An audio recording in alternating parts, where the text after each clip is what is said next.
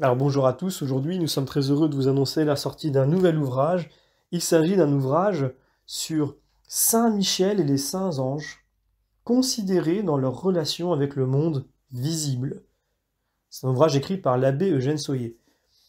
Alors cet ouvrage, dans celui-ci, il sera d'abord question des saints anges, de leur nature, de leurs prérogatives, de leur puissance et de leur ministère. Et donc nous essaierons de faire ressortir tout ce qui peut contribuer à faire aimer leur culte et à faire pratiquer cette dévotion si belle. Les anges, nous l'oublions trop, ont avec nous les rapports les plus intimes. Nous essaierons, dans une seconde partie de cet ouvrage, de faire connaître celui qui est le chef de tous les esprits célestes, Saint Michel, gardien de l'Église de Dieu. Il s'est montré d'ailleurs un vigilant gardien en soutenant dans le ciel les anges fidèles contre l'apostasie de Satan. Sur la terre, il a rempli cet important ministère en conservant, au milieu de l'idolâtrie universelle, la connaissance du vrai Dieu, des patriarches au peuple choisi. Il le remplit encore en veillant sur l'Église de Jésus-Christ, en la défendant contre les incessantes attaques de Satan, en introduisant les âmes justes dans le ciel, vraie Église de Dieu. Tel est donc le sujet du premier livre. Et dans le second, donc qui est dans cet ouvrage même, puisque cet ouvrage regroupe les deux, nous parlerons donc du culte de Saint Michel. Nous raconterons brièvement, dans un troisième livre, l'histoire des principales apparitions et des pèlerinages les plus fréquentés. Et évidemment, nous nous étendrons davantage sur le récit de la fondation du Mont Saint-Michel et sur l'histoire de ce grand pèlerinage.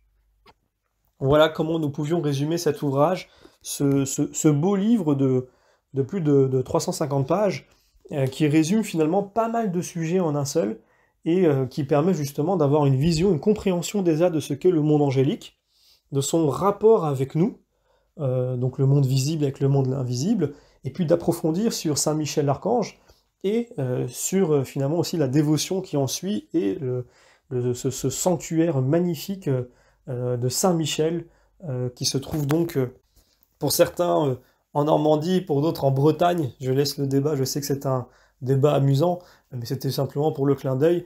Et en tout cas, cet ouvrage-là, vraiment je le recommande parce que aujourd'hui on entend beaucoup de choses sur le monde angélique, sur les anges, leur nature, leur rapport avec nous, ce que nous pouvons, nous ne pouvons pas faire. Existe-t-il? Est-ce qu'on a un ange gardien? Est-ce qu'un ange veille sur nous en permanence? Est-ce qu'on peut le prier? Est-ce qu'on peut...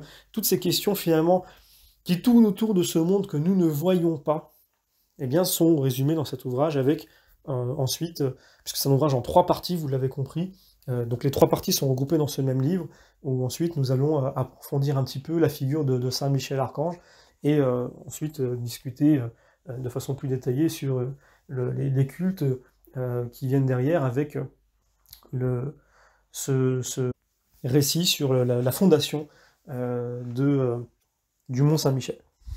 Voilà, donc c'est ainsi que je pouvais vous présenter cet ouvrage, qui est, je pense, important pour ceux qui se posent ces questions.